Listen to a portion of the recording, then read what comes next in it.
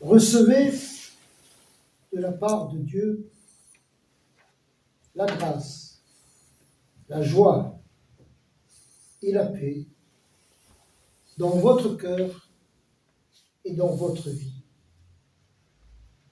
Dieu nous accueille et se réjouit de nous voir réunis. Avant que nous ne le cherchions, il nous a cherchés. Avant que nous ne le connaissions, il nous a connus. Avant que nous venions ici, il nous avait convoqués. Nous voici rassemblés en ton nom, Seigneur, pour t'offrir la louange de nos cœurs. Alléluia, alléluia. Crions notre joie au Dieu vivant. Alléluia, alléluia. Louons-le par notre chant. Nous voici rassemblés en ton nom, Seigneur, pour t'adorer, Jésus, Sauveur. Continuons. Père, tu nous donnes ton Saint-Esprit comme tu l'as promis par Jésus-Christ. Pour nous et nos enfants, ainsi que pour tous ceux qui vivent au loin et que tu appelleras.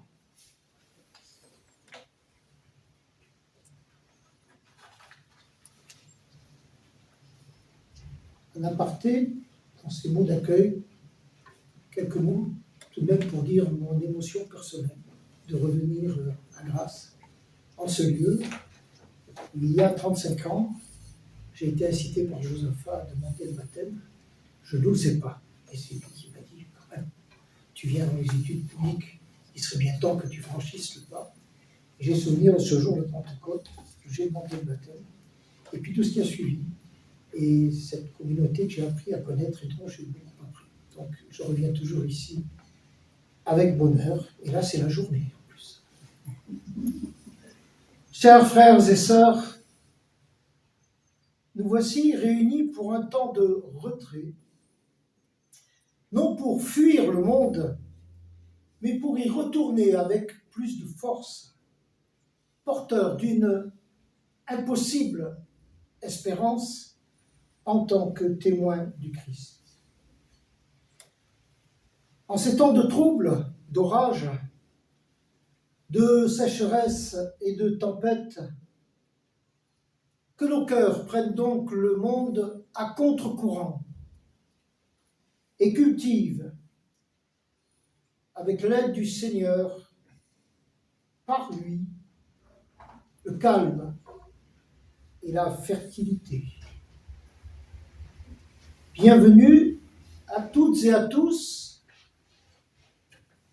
en ce moment de partage, de retrait qui nous est offert avant que nous retournions dans le monde avec calme, dans la paix du cœur, pour susciter le partage.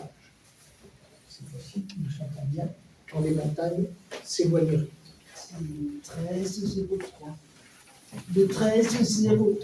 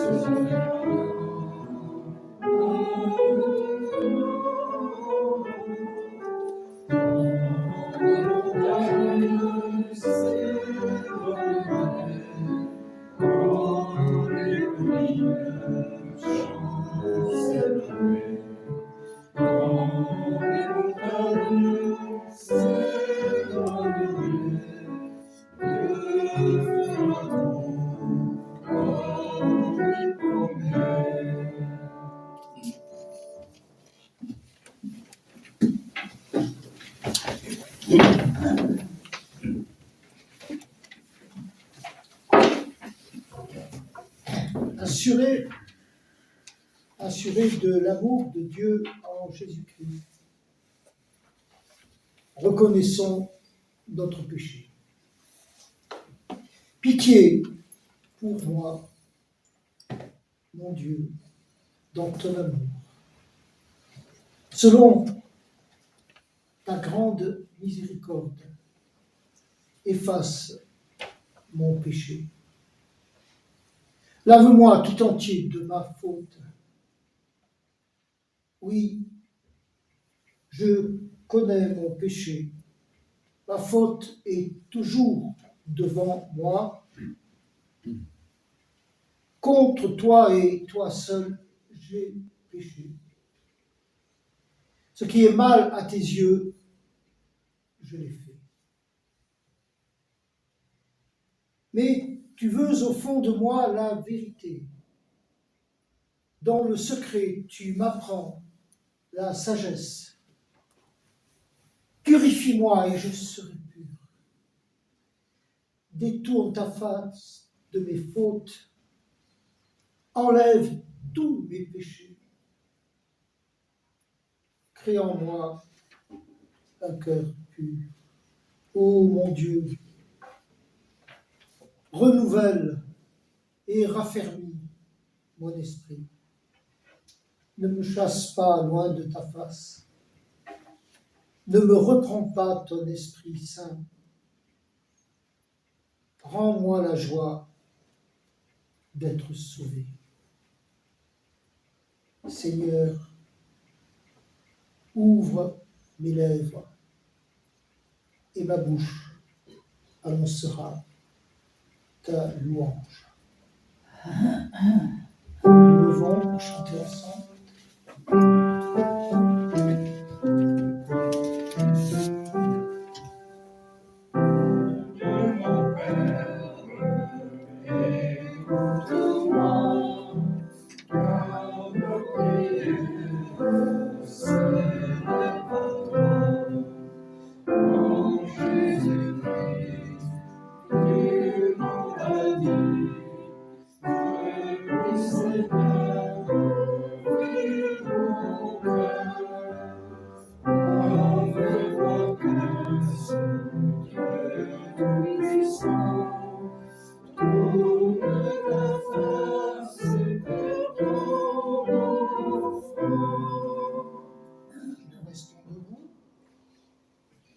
Pour l'annonce du pardon. Le Seigneur est tendresse et pitié, patient et d'une immense bonté. Il ne fait pas constamment des reproches. Il ne garde pas éternellement rancune. Il ne nous punit pas comme nous l'aurions mérité. Il ne nous fait pas payer le prix de nos fautes. Sa bonté pour les fidèles monte aussi haut que le ciel au-dessus de la terre. La bonté du Seigneur durera toujours. Et voici une parole que nous pouvons accueillir. Jésus-Christ est venu dans le monde pour sauver les pécheurs. Chantons notre reconnaissance.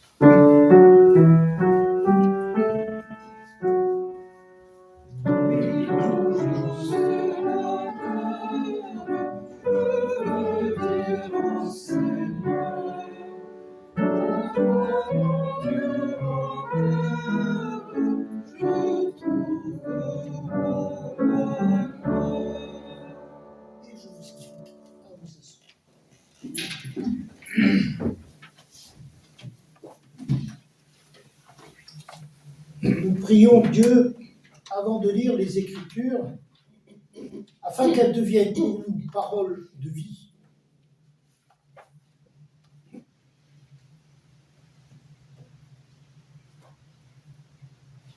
Père, toi qui as parlé face à face avec Moïse, toi qui fis crier et pleurer les prophètes, toi qui as fait jaillir les psaumes de ton peuple et murmurer la sagesse des proverbes. Dieu vivant qui a mis le Magnificat dans la bouche de Marie et la confession du Christ dans celle de Pierre, toi qui as annoncé la parole comme une parole humaine dans la vie de ton Fils, par ton Saint-Esprit, rends ces paroles vivantes en cette heure, qu'elles deviennent pour nous ta parole. Amen. Et nous chantons.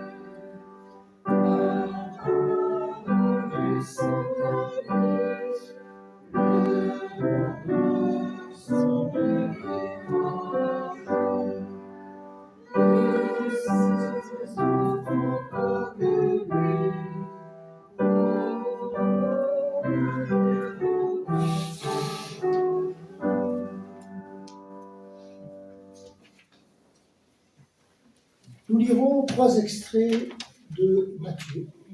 Le premier, Matthieu 1 jusqu'à Matthieu 5. 1, 5. Abraham engendra Isaac. Isaac engendra Jacob. Jacob engendra Judas et ses frères. Judas, avec Tamar, engendra Pharès et Zara. Pharès engendra Esrom. Esrom engendra Aram. Aram engendra Aminadab. Aminadab engendra Naasson. Naasson engendra Salmon. Salmon, avec Rabat, engendra Boz. Boz, avec Ruth, engendra Yobed. Yobed engendra Jessé. Et Jessé engendra David. Puis nous lirons Matthieu 11, 37 jusqu'au 11, 42. Tandis qu'il parlait, un pharisien l'invite à déjeuner chez lui. Il entra et se mit à table.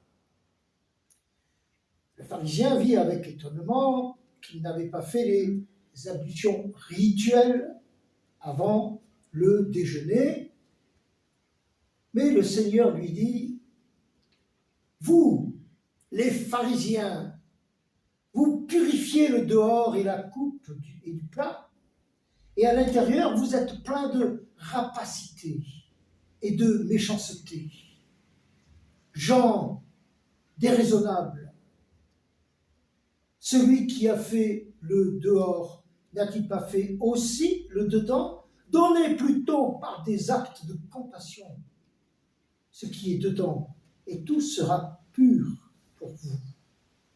Mais quel malheur pour vous, les pharisiens! Vous payez la dîme de la menthe, de la rue et de toutes les plantes potagères, et vous négligez la justice et l'amour de Dieu. C'est cela qu'il fallait pratiquer sans omettre le reste. Enfin, toujours Matthieu 11, 45 et 11, 46, un des spécialistes de la loi s'écria : « Maître, en disant cela, tu nous outrages aussi. » Et il répondit : « Quel malheur pour vous aussi, spécialistes de la loi ! vous chargez les gens de charges difficiles à porter et vous n'y touchez pas vous-même d'un doigt. Quel malheur pour vous, les spécialistes de la loi, vous avez enlevé la clé de la connaissance. Vous-même n'y êtes pas entrés. Et ceux qui voulaient entrer, vous les en avez empêchés.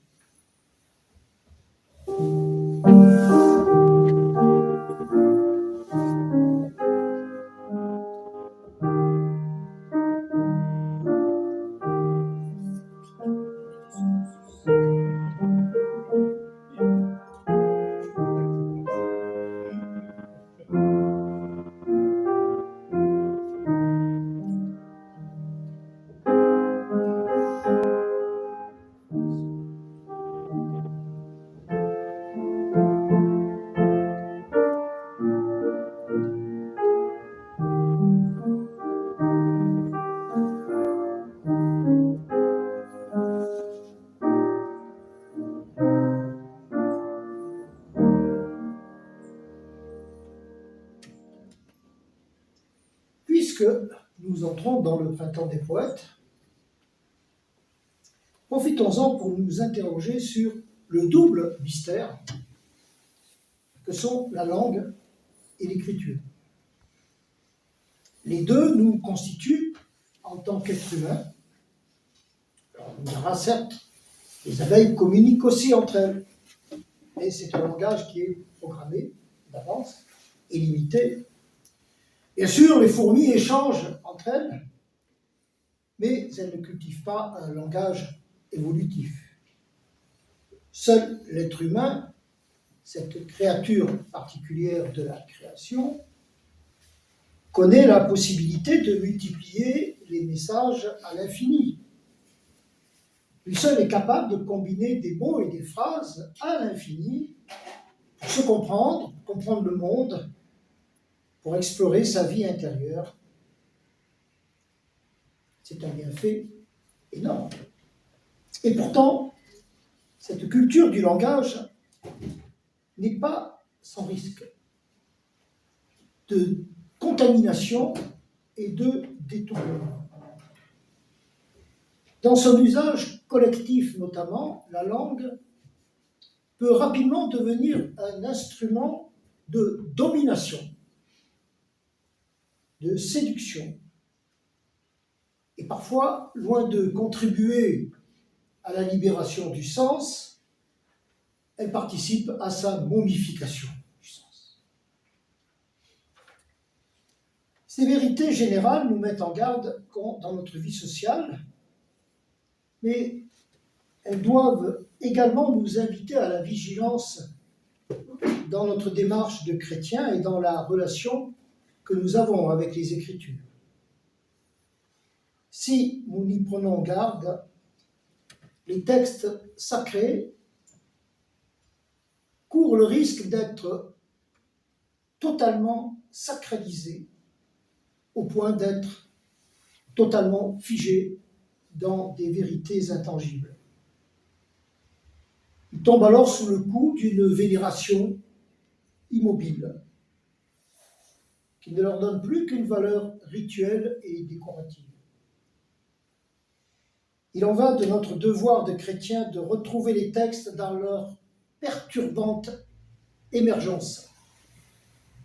Et il en va de notre travail de protestant de mettre en œuvre une façon de lire les Écritures d'une façon vivifiante et fertile.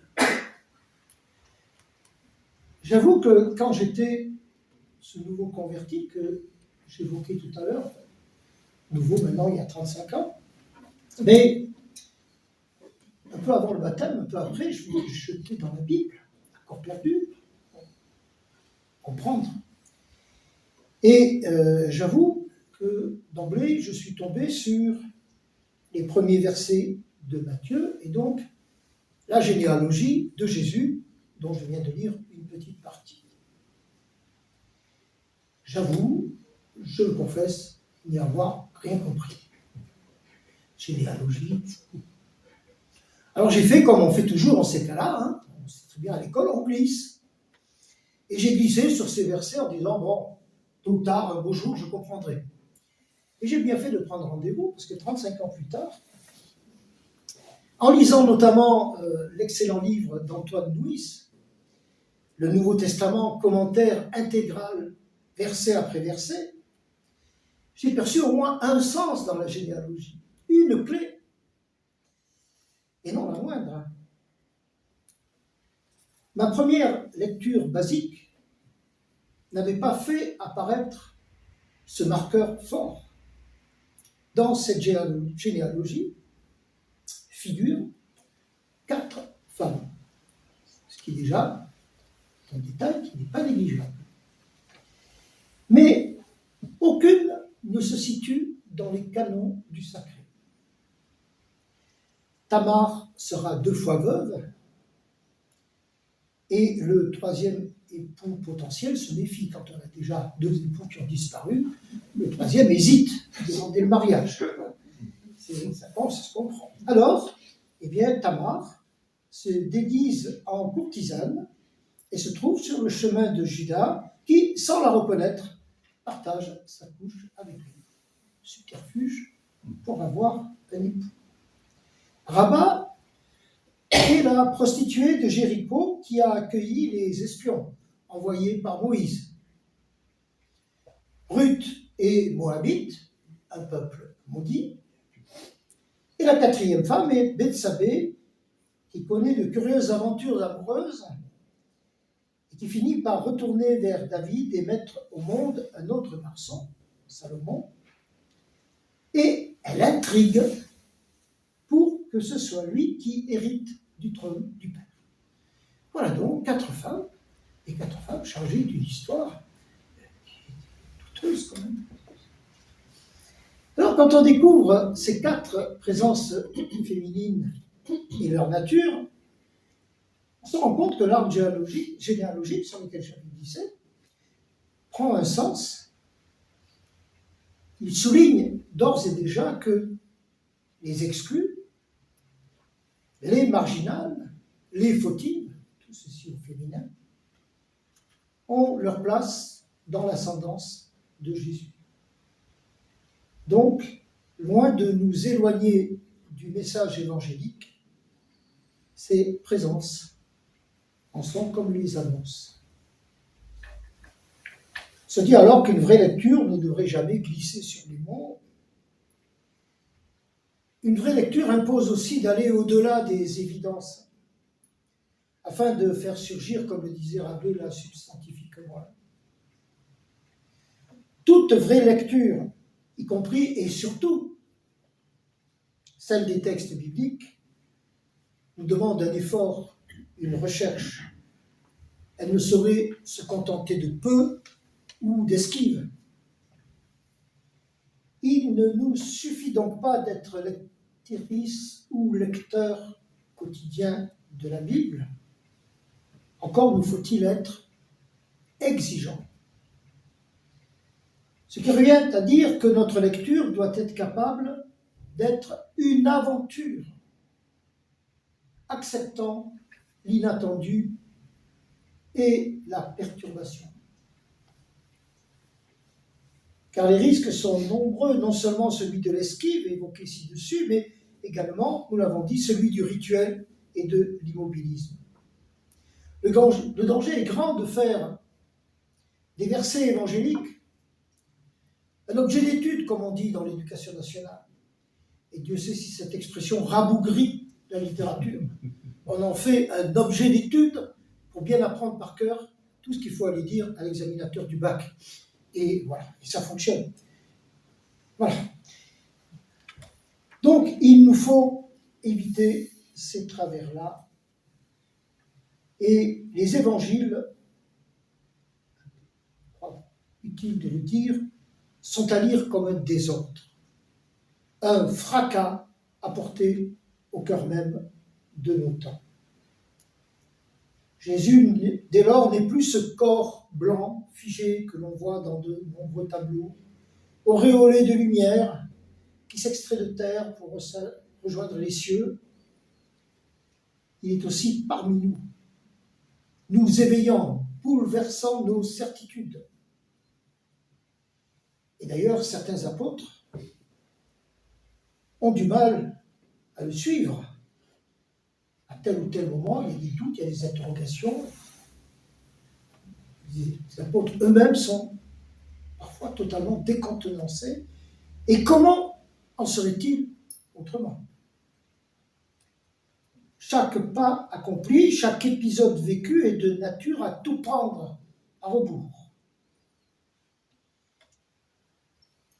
Jésus est alors parmi nous comme une présence provoquant sans cesse révolution et conversion. Par lui, nous relisons le monde autrement. Et nous sommes appelés à nous tourner dans le monde avec une façon d'être neuve et féconde. Jésus n'est pas une image, il est un perturbateur, une présence perturbante. Voici donc que Jésus est invité par un pharisien. Aussitôt, il est dit. Et le voilà qui entre, il entre et se met à table. Pas d'hésitation, du tac au tac. L'invitation est honorée. Et cette promptitude, déjà, est quelque peu troublante. On connaît les pharisiens, on sait qu'ils sont en embuscade. Mais le repas est d'emblée accepté. Et si on lit bien, personnellement, je vois qu'on n'en reste pas à la surprise, mais presque à la provocation. Le pharisien vit avec étonnement qu'il n'avait pas fait les ablutions rituelles avant le déjeuner. En fait, nous le savons tous, nos hôtes demandent toujours à, comme on dit dans le monde, à se rafraîchir avant de passer à table. Jésus passe outre. Non parce qu'il est rétif à l'hygiène, mais parce qu'il mène un combat et qu'il entend donner une autre définition de l'hygiène. Comme le pharisien, nous sommes décontenancés. Il ne s'agit pas pourtant de non-conformisme gratuit, mais d'une provocation qui va ouvrir la voie à une réflexion forte, à un recentrage de ces notions qui nous paraissent évidentes au point parfois de devenir des notions figées. Vous, les pharisiens, vous purifiez le dehors de la coupe et du plat, et à l'intérieur, vous êtes plein de rapacité et de méchanceté. Terrible parole. Et point n'est besoin de commenter à l'infini cette accusation. Elle se suffit à elle-même. Il suffit de la laisser cheminer en nous, car la perturbation n'est pas que pour les autres. Elle doit aussi entrer en nous. Tel est le sens de la lecture des textes. Nous le savons bien, il ne suffit pas d'ouvrir la Bible tous les soirs pour acquérir une bonne conscience religieuse. Ce n'est pas un devoir ni une obligation, mais un besoin. La lecture devient ainsi comme une nouvelle source, comme l'eau d'une nouvelle source, comme une invitation pour un nouveau départ. L'image est encore d'Antoine Nuis, qui nous dit que l'eau de la lecture des textes est comme une eau qui agit sur la pierre. La pierre est dure, et nous le sommes aussi souvent par la force des choses. En revanche, si l'eau est fluide, elle est tenace et patiente. Elle peut donc creuser la pierre. Lire la Bible, lire les évangiles revient ainsi à se livrer à la patience de l'eau. La parole de Dieu, celle du Christ, vont nous éroder, creuser en nous des fissures, des incertitudes. Mais en fin de compte, nous serons comme une vasque susceptible d'accepter en son creux la grâce. La grâce de vivre et d'aimer parce que nous sommes aimés. En rupture avec tout ce que ce monde n'a de cesse de vouloir établir en nous, par la violence des désirs exacerbés, des fausses émotions suscitées par la consommation, par la vitesse et la précipitation nourrie jusqu'à l'hystérie intérieure.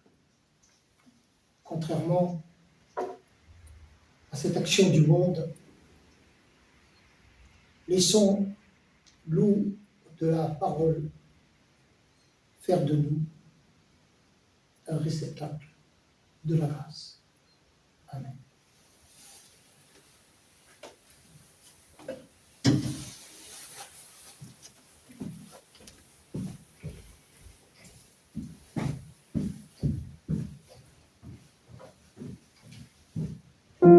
Et je vous invite à vous lever et que nous chantions ensemble.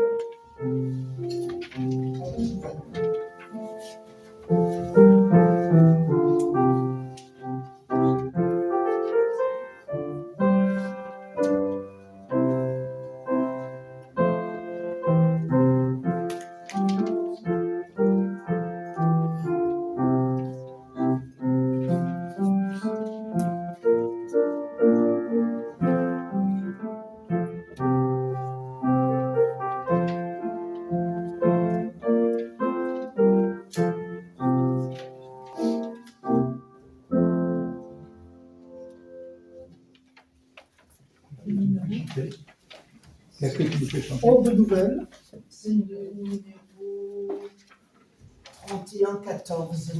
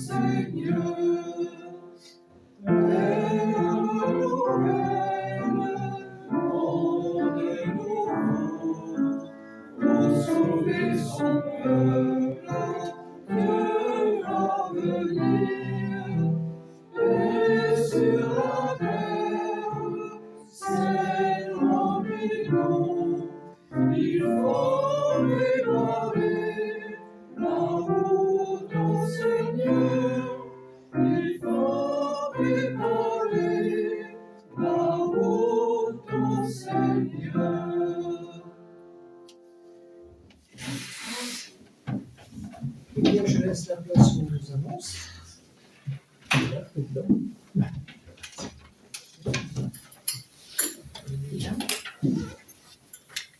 Bon.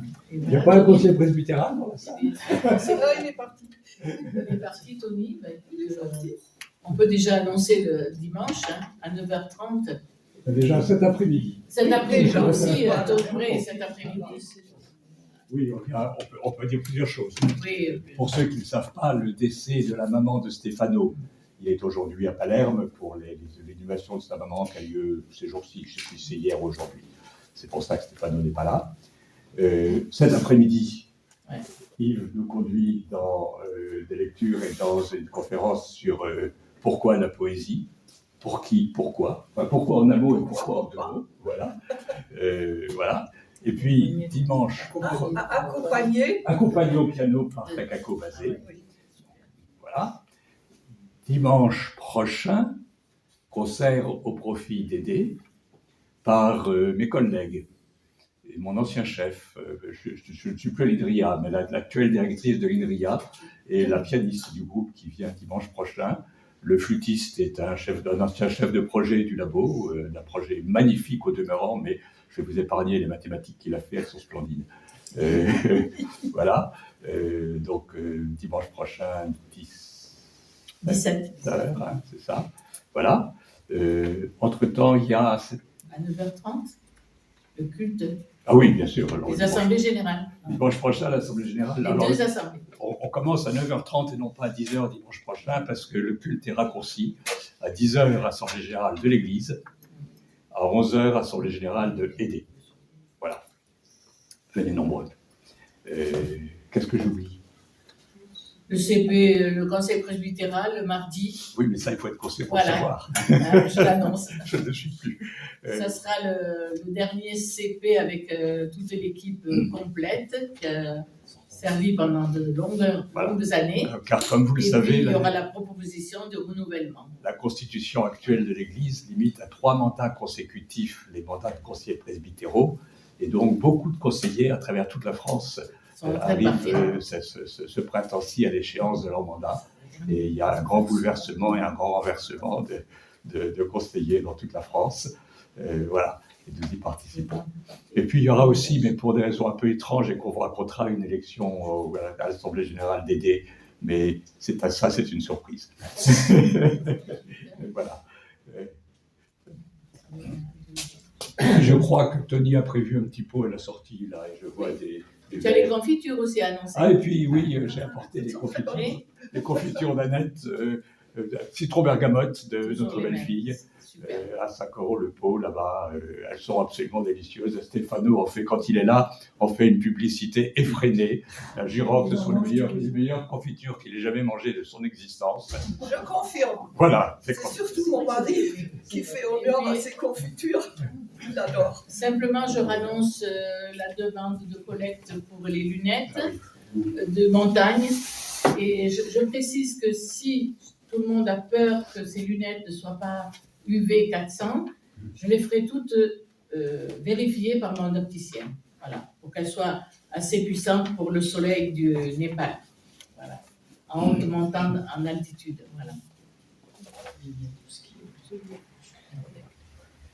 Ah oui, il faut aussi annoncer la collecte. Et la oui. Et la collecte. Ah oui, tu as une annonce. Oui, j'ai une annonce qui concerne, comme nous on se projette, le mois prochain, puisque nous allons faire notre 5e édition du Festival Poésie de la Foi. Il y a 2 ans, ça s'est déroulé à Grasse.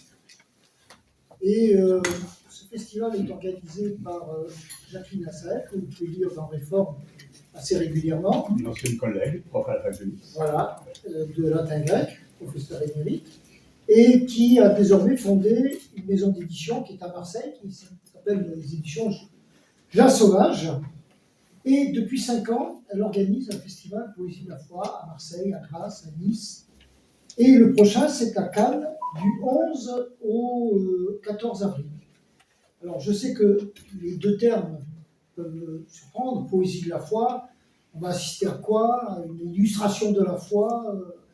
Pas du tout. En fait, le but est de réfléchir ensemble sur les liens souterrains qu'il peut y avoir entre la foi et l'écriture poétique. Et c'est une question infinie. Donc il y aura de nombreuses interventions d'Olivier Millet, par exemple, qui est professeur émérite de la Sorbonne, spécialiste de la littérature du XVIe siècle, et qui viendra nous parler de la littérature protestante du XVIe, mais aussi des moments festifs, une randonnée poétique aux îles de l'Érèse, avec une visite du mémorial huguenot, des soirées lecture de psaumes avec un accompagnement musical. Le dimanche, personnellement, je présenterai mon dernier recueil que Jacqueline a publié, sous forme de théâtre narratif et de poésie narrative. Donc c'est largement ouvert à tous. Ça fait un peu colloque fermé ou colloque universitaire, point du tout. C'est ouvert à tous et à toutes. Et vous pouvez avoir le programme très facilement. Vous tapez Jean Sauvage sur Internet et vous allez découvrir le programme. Ça dure 4 jours. Vous venez quand vous voulez, comme vous voulez. C'est comme McDo, hein, comme vous êtes. Bon, vous venez, vous prenez ce qui vous intéresse. Et puis, vous verrez que ce sont des moments à la fois très riches, denses, et en même temps, des moments d'amitié et de chaleur. Voilà, donc je tenais à dire, c'est du 11 au 14 avril, et pratiquement toutes les manifestations se déroulent au temple de Caen. Voilà. On va mettre une affiche. Et une affiche.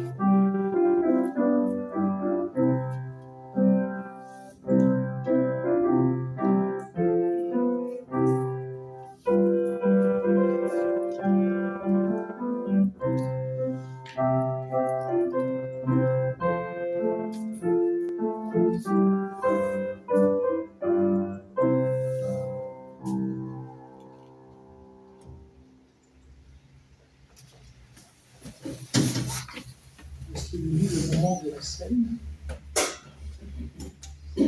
Louons Dieu. C'est notre joie de te célébrer, ô Dieu, notre Père, pour ce monde que tu as créé si beau, que tu gardes à travers les douleurs, jusqu'au jour où, selon ta promesse, viendra ton royaume. C'est notre joie de te célébrer pour ton Fils, Jésus-Christ, notre Seigneur, né de notre chair baptisé, tenté, transfiguré, condamné, crucifié, ressuscité d'entre les morts, élevé dans la gloire. C'est notre joie de te célébrer pour ton souffle de vie, l'esprit d'adoption qui nous apprend à te dire Père, qui exorcise nos peurs et illumine notre foi. Ainsi, avec les cieux et la terre, avec la multitude de ton peuple, par tous les temps et par tous les lieux, nous célébrons ton nom. Je vous invite à vous lever.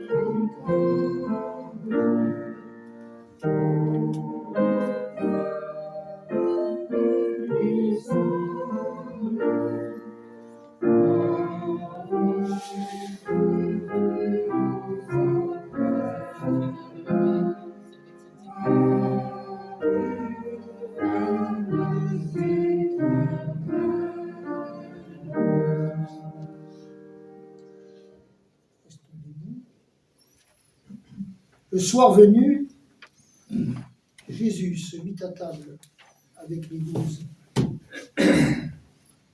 Pendant le repas, il prit du pain et, après avoir rendu grâce, il le rompit et le leur donna en disant: Prenez, mangez, ceci est mon corps. Ayant aussi pris la coupe et rendu grâce, il la leur donna en disant: Buvez-en tous, car ceci est mon sang. Le sang de l'alliance qui est répandu pour la multitude, pour le pardon des péchés. Je vous le dis, désormais, je ne boirai plus de ce fruit de la vigne jusqu'au jour où je le boirai nouveau avec vous dans le royaume de mon Père.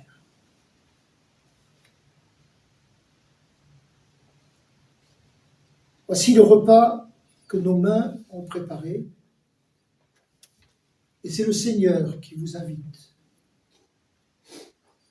Voici la table que nous avons dressée, et c'est lui qui nous accueille. Voici la joie que nous avons désirée et que lui-même nous donne. Nous sommes tous et toutes invités.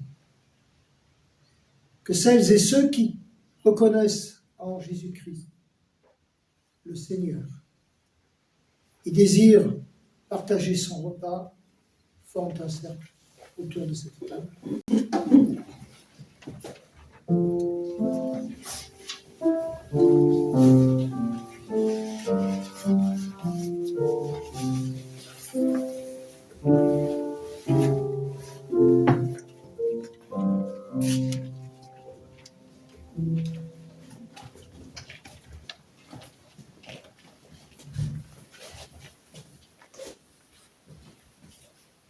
Et nous prions. Père, au moment de nous approcher de cette table, faisons mémoire des paroles et des gestes de Jésus-Christ, de sa mort, de sa résurrection, et nous attendons son retour. Nous recevons de toi ce pain de vie destiné à la nourriture du monde. Nous recevons de toi la coupe d'alliance que tu offres pour la joie du monde. Tu nous rassembles et nous invites. Par ton esprit, renouvelle notre foi afin que ce pain et ce vin soient les signes de la présence de ton Fils parmi nous.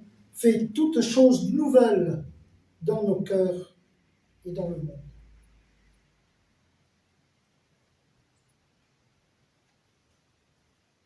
Et comme Jésus l'a enseigné à ses disciples, nous te disons: Notre Père qui es aux cieux, que ton nom soit sanctifié, que ton règne vienne, que ta volonté soit faite sur la terre comme au ciel.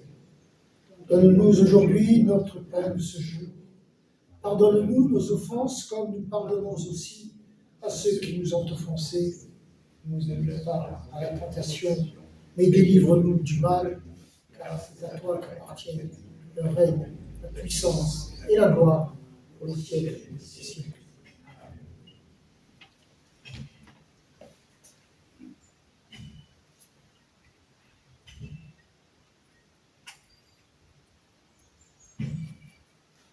Le pain que nous partageons est communion au corps de Jésus-Christ.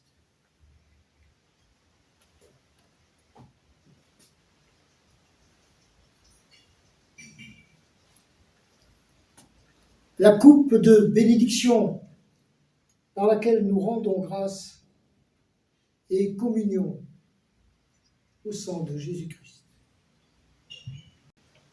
Nous te remercions, Père, pour le repas que nous avons pris ensemble. Accorde-nous de vivre de cette nourriture, de te célébrer toujours avec joie et d'être ainsi témoin de Jésus-Christ. Et nous chantons « Je louerai l'Éternel ».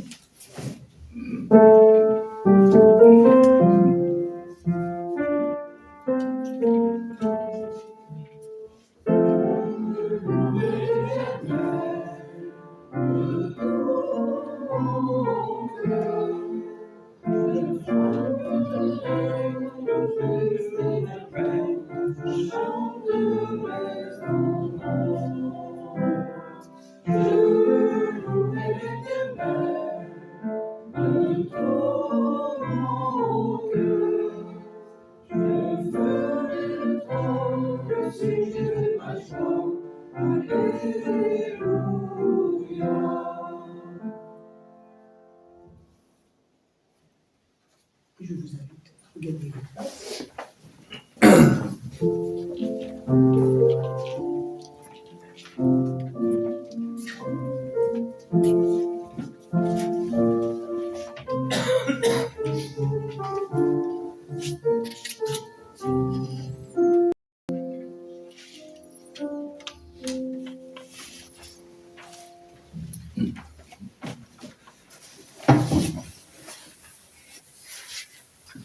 Et nous restons debout.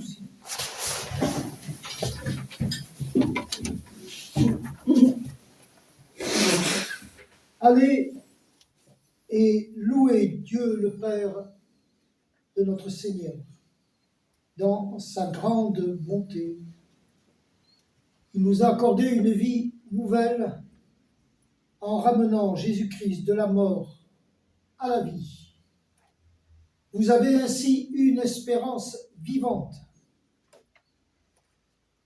Dieu vous bénit et vous garde. Dieu tourne sa face vers vous et vous accorde sa grâce. Dieu porte sur vous son regard et vous donne la paix. Amen. Amen.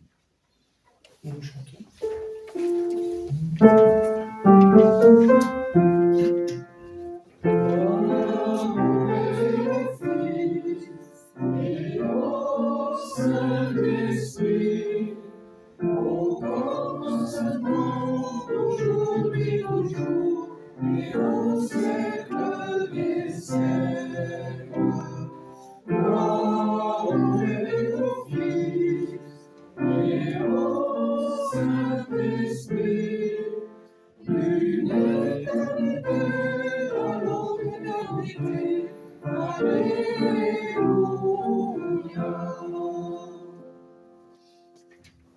Et bien, bon dimanche.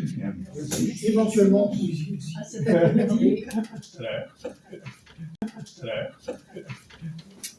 Avec le soleil. La musique hâte la venue du printemps.